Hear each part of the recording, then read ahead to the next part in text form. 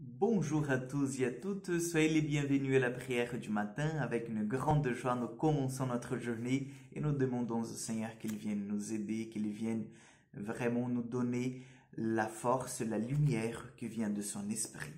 Et aujourd'hui, nous demandons l'intercession de Saint Corneille Cyprien. Corneille qui était un pape de l'Église catholique, de notre Église au IIIe siècle. Et donc, je pense que c'est pas méconnu de nous, puisque lorsque nous faisons la prière eucharistique, la numéro 1, nous faisons mention de son prénom, donc Saint Corneille.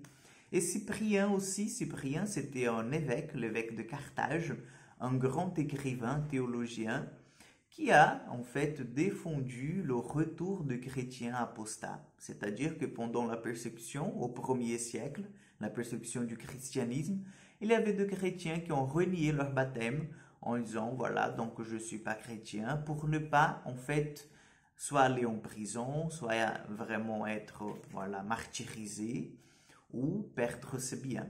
Et ce chrétien, en fait, après la persécution, ils se sont repentis, ils ont demandé de retourner à l'église. Donc on a eu cette discussion, est-ce qu'on les accepte, est-ce qu'on ne les accepte pas, parce que pendant la persécution, il y a eu des chrétiens qui sont restés fidèles, il y a d'autres qui ont perdu leur vie à cause de la foi, et ceux-là qui arrivent comme ça, qui débarquent comme ça, qu'est-ce qu'on fait? Donc Saint Cyprien a écrit, notre Seigneur Jésus, allez les accueillir s'ils sont repentis de leurs péchés. Voilà, donc il a beaucoup œuvré dans ce sens-là de l'accueil de chrétiens apostats après la persécution. Et bien sûr, nous demandons aussi l'intercession de la Vierge Marie. Au nom du Père, du Fils et du Saint-Esprit. Amen. Je vous salue Marie, pleine de grâce, le Seigneur est avec vous. Vous êtes bénie entre toutes les femmes, et Jésus, le fruit de vos entrailles, est béni. Sainte Marie, Mère de Dieu, priez pour nous, pauvres pécheurs, maintenant et à l'heure de notre mort. Amen. Notre-Dame de la Salette, priez pour nous. Chers amis, nous allons prendre l'évangile de Saint Luc, chapitre 8, versets 1 au 3. En ce temps-là, il arriva que Jésus, passant à travers les villes et villages, proclamait et annonçait la bonne nouvelle du règne de Dieu. Les 12 l'accompagnaient, ainsi que des femmes qui avaient été guéries de maladies et d'esprits mauvais. Marie, appelée Madeleine, de laquelle étaient sortis 7 démons, Jeanne, femme de Cousa, entendant d'Hérode, Suzanne et beaucoup d'autres que les servaient en prenant sur leurs ressources. Acclamons la parole de Dieu.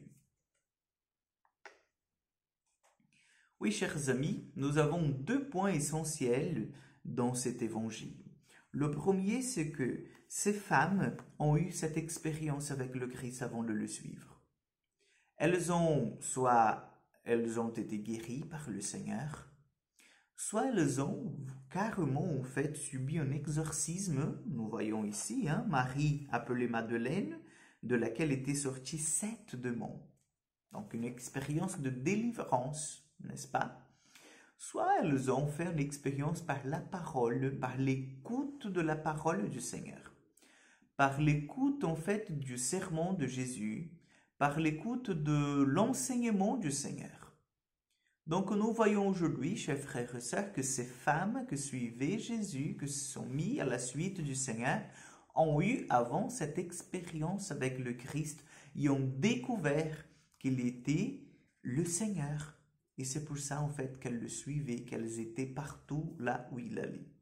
Donc ça c'est le premier aspect, voilà.